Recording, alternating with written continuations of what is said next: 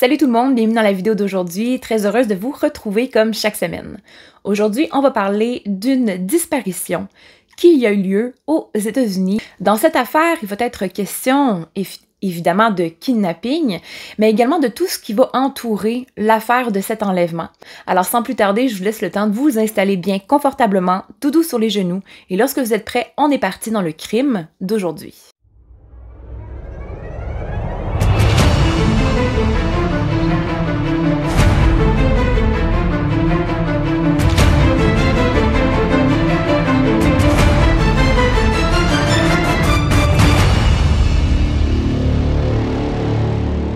On se retrouve donc le 25 janvier 2005 à Crothersville, dans l'Indiana, aux États-Unis. On parle ici de la famille Coleman, qui est constituée du père, donc de John, de la mère, Angela, de Kathy Coleman, qui a 9 ans à cette époque, ainsi que de sa sœur aînée, dont on ne connaît pas le nom. C'est un 25 janvier tout à fait banal pour la famille Coleman, qui habite dans une petite ville qui est, faut le dire, constituée de seulement 1500 habitants. Donc, il faut savoir que tout le monde se connaît, tout le monde connaît les visages de tout le monde.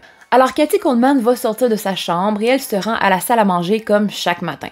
Angela, sa mère, est en train de faire le déjeuner, tandis que John, lui, lit le journal assis sur la chaise de la table de la salle à manger.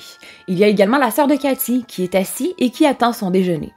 La famille Coleman vont manger ensemble et par la suite, ce sera John qui va aller porter ses 2 filles à l'école. Et là, la journée va passer.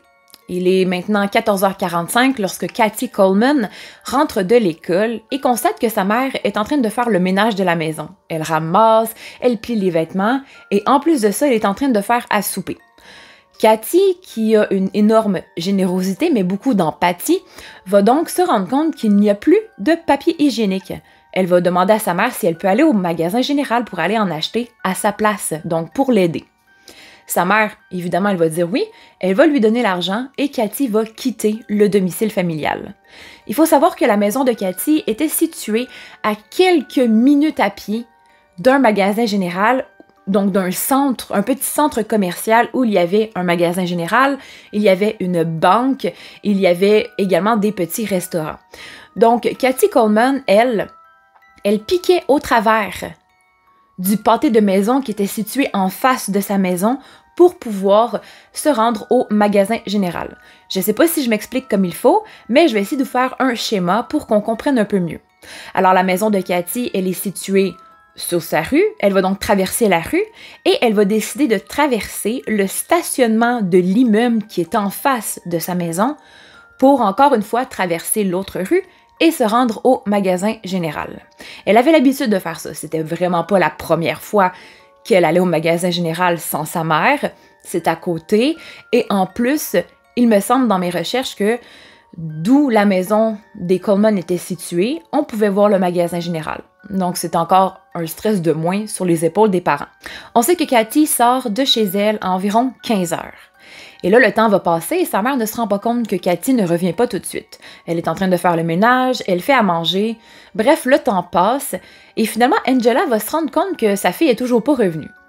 Mais il faut savoir que dans l'immeuble en face de la maison, il y avait des amis de Kathy. Donc, ça arrivait souvent que Kathy allait jouer avec ses amis dans l'immeuble en face. Ils jouaient au ballon, parfois même, elle rentrait chez ses amis et se mettait à jouer. Donc, peut-être qu'elle a croisé un ou une amie et qu'elle a décidé d'aller jouer avec eux avant le souper. Pourtant, quelques heures plus tard, John Coleman va revenir de son travail. Et Kathy n'est toujours pas rentrée. On ne sait pas exactement l'heure, mais on peut se dire qu'il est peut-être 17, voire 18 heures. C'est là qu'Angela va commencer à paniquer un peu. Alors avec John, ils vont se rendre au magasin général et la caissière va dire qu'en effet, Kathy est venue les voir. Elle a acheté le papier de toilette et même qu'elle s'en rappelle puisque il lui manquait 25 sous que la caissière a donné à Kathy pour qu'elle paye ce papier hygiénique-là. Parfait, on sait qu'elle est arrivée au magasin général. Maintenant, il faut savoir où elle est allée ensuite. Et c'est là que Angela va se rappeler que souvent, Kathy avait l'habitude de se rendre à la banque qui est située à côté du magasin général parce que où il y a la secrétaire, eh bien, il y avait toujours un gros pot de bonbons et Kathy adorait se prendre une sucette et partir. C'était des bonbons qui étaient gratuits et qui étaient destinés aux enfants. Alors, Angela et John vont se rendre à la banque et en effet, la secrétaire va dire que oui, Cathy, elle est belle et bienvenue comme chaque fois se prendre une sucette et que tout de suite après, elle est ressortie de la banque.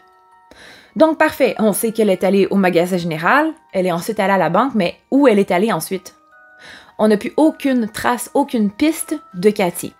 Angela et John vont contacter les amis de Cathy, les voisins et même les amis qui sont dans l'immeuble en face de la maison des Coleman.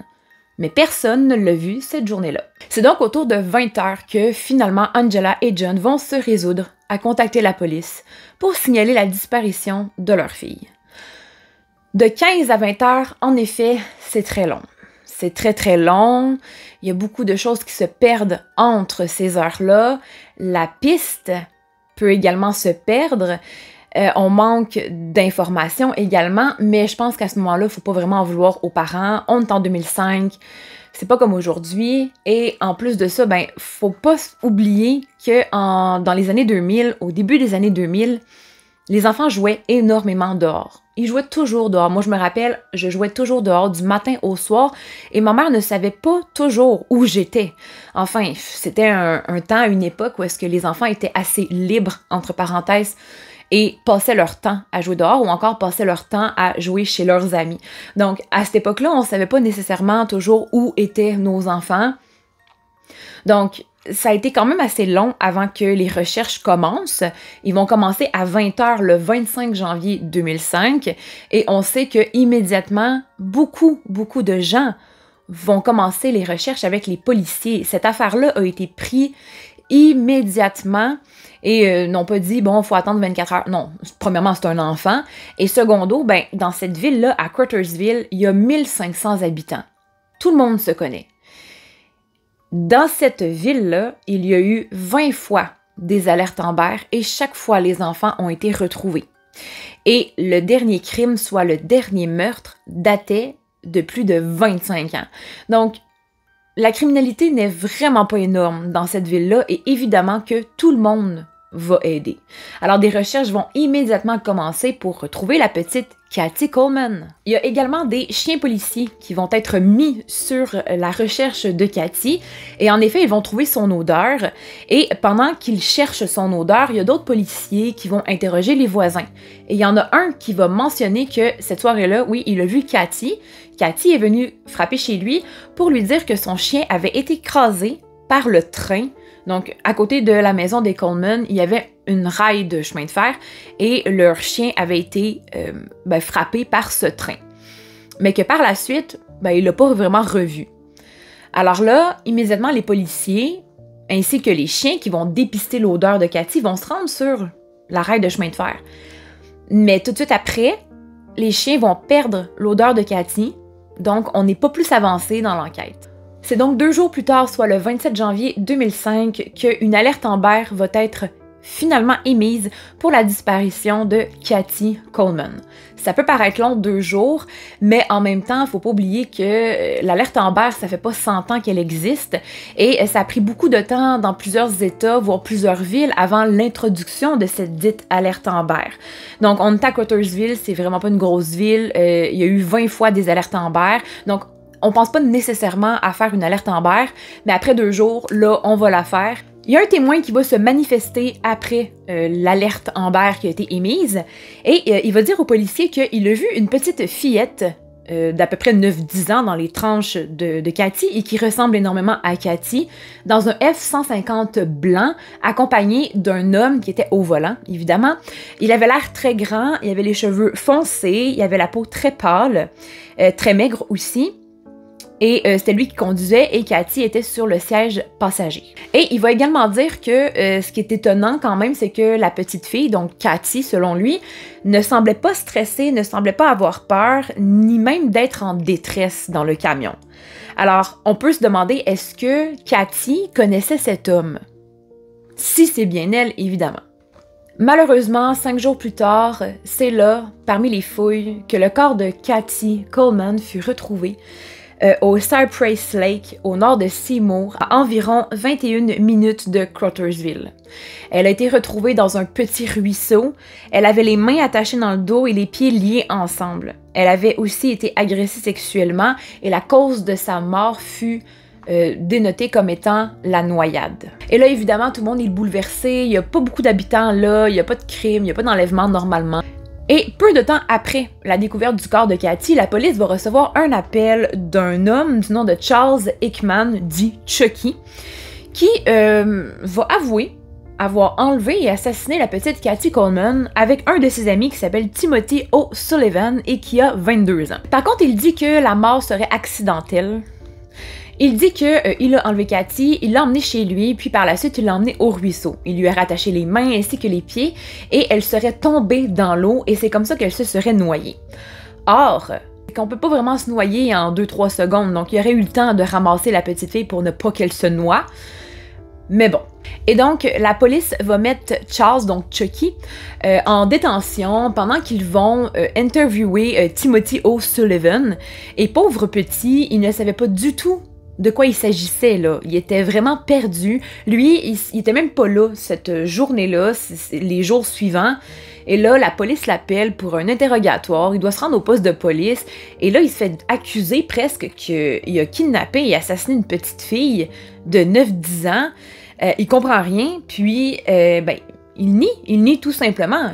Il sait pas de quoi il parle, là, en fait. Il était même pas là. De plus, il y a un très bon alibi, donc voilà. Et là, la police a pas vraiment le choix de le libérer, mais ils vont également libérer Chucky aussi, qui a l'air vraiment, vraiment, comment on dit, affecté. En fait, il y a absolument aucune preuve. Il y a aucune preuve que ce serait Chucky et Tim qui ont kidnappé la petite Cathy et qui l'auraient assassinée pour la laisser dans le ruisseau. Donc, on a des aveux ici, mais on n'a pas de preuves. Donc, c'est quand même assez spécial parce qu'on sait que dans une enquête, ça prend toujours au moins des aveux et le corps. Ici, on a des aveux, le corps, mais on n'a pas de preuves. Mais en même temps, c'est parfait qu'on se dise que ça prend des preuves parce que on sait qu'il y a un mégot de cigarette qui a été retrouvé près du corps de Cathy. Il va être envoyé en analyse. En avril 2005, le service de police va recevoir les résultats de ces tests d'analyse-là, donc de salive qui a été laissée sur la clope, et ils vont découvrir que c'est l'ADN d'un homme du nom de Anthony Stockman. Donc pas du tout Chucky. Anthony Ray Stockman était un père de famille qui n'habitait pas à Crothersville. Par contre, il y était le 25 janvier 2005 pour rendre visite à sa mère. On sait également que Anthony conduisait un camion blanc. Donc, une autre preuve assez flagrante et assez grosse, là, et c'était un F-150, justement. Il y a des bouts de tissu rouge qui vont être retrouvés sur le corps de Cathy, et donc la police va analyser ces bouts de tissu-là. Ils vont également obtenir un mandat de perquisition dans le camion de Anthony, et ne vont pas retrouver aucune similitude avec ce dit tissu rouge-là. Ils vont donc obtenir un deuxième mandat de perquisition, mais cette fois-ci pour la résidence de sa mère, parce qu'on sait qu'il était venu lui rendre visite. Et ils vont obtenir ce mandat-là et ils vont faire des fouilles dans cet appartement-là. Et là, ils vont trouver un tapis rouge, donc un tapis qui ressemble pas mal au rouge qui a été retrouvé du tissu rouge sur le corps de Cathy. Ils vont donc en prendre un échantillon et ils vont l'envoyer pour analyse. Et en effet, il va y avoir un match. Donc, on sait que Cathy a littéralement été sur le tapis rouge de la mère de Anthony Ray Stockman. On sait qu'avec toutes ces preuves-là, Anthony Ray Stockman va être arrêté et accusé donc pour enlèvement, agression sexuelle et meurtre. On sait que la cour va proposer un deal à Stockman, donc ils vont lui proposer de plaider coupable pour agression sexuelle et meurtre, et ainsi il échapperait à la peine de mort et serait plutôt envoyé en prison à vie sans possibilité de libération conditionnelle. On sait que Anthony Stockman va accepter et il va pouvoir plaider tout de même. Donc, pendant son plaidoyer, il va mentionner que cette journée-là, il était sous influence de troubles émotionnels et de troubles mentaux également. Il va mentionner que 6 mois auparavant, son père était décédé d'un cancer et que c'était lui qui avait accompagné son père durant toute la maladie. Il n'y a pas vraiment de lien entre le décès de son père 6 mois plus tôt et ce qu'il a fait en fait à Cathy Coleman. Donc, on sait que les juges, donc la cour, va rejeter ce plaidoyer-là. Donc, je pense que c'était vraiment pour essayer d'amoindrir sa peine. Peut-être qu'il se fasse envoyer dans un hôpital psychiatrique au lieu d'une prison, mais ça n'a pas marché. Jared Harris était en détention en prison pour cambriolage lorsque Anthony Ray Stokeman est arrivé dans la même prison que lui. Pourquoi je vous parle de Jared Harris? C'est que Jared Harris était le cousin de Kathy Coleman. Et lorsqu'il va apprendre que c'est cet homme qui a kidnappé, agressé et assassiné sa cousine, il ne sera vraiment pas content. Un jour, avant que les portes des cellules se ferment, Jared Harris va se rendre en douce dans la cellule de Anthony Ray Stokeman, le marquer au fer rouge en lui faisant un joli tatouage disant « Kathy's Revenge » dans un endroit de son corps qui est assez difficile à cacher, à moins que vous voulez vous promener toute votre vie comme ça, pour que tout le monde sache que c'était lui, le kidnappeur, l'agresseur et le meurtrier d'une petite fille. Et lorsque les gardes vont découvrir que Jared Harris est dans la cellule de Anthony, ils vont le prendre et l'envoyer dans sa cellule à lui. Et on sait que Jared Harris va être incarcéré 7 ans de plus pour avoir agressé un autre prisonnier. Et donc, Anthony va dire qu'il avait pas eu le choix d'accepter de se faire tatouer dans le front parce que Jared lui avait menacé que s'il n'acceptait pas de se faire tatouer, que les attaques continueraient. Donc c'est quand même des attaques assez physiques. On sait qu'en prison, ben c'est pas l'endroit le plus sécuritaire non plus. Il y a beaucoup de violence, beaucoup d'agression, donc il a préféré se faire tatouer dans le front plutôt que de continuer à se faire attaquer là, all-in, là, toujours le jour, le soir, la nuit, là. Et on sait qu'en 2006, la prison va trouver un médecin qui va accepter de détatouer Anthony de son front gratuitement. Donc, je sais que c'est pas une très grosse vidéo, mais je trouve quand même que Jared a été assez impressionnant hein, dans son choix de faire tatouer Kathy's Revenge sur le front hein, de son meurtrier. Parce que c'est rare qu'on voit des choses comme ça. D'habitude, c'était quoi les chances que Anthony tombe sur un cousin de Kathy dans la même prison que lui? Les chances étaient comme assez minces, assez nulles. Il aurait pu être dans une autre prison ou être libéré un peu avant son arrivée. Alors sur ce, je vous laisse dans votre journée, votre soirée, votre week-end et on se retrouve pour un prochain sujet. Ciao, ciao!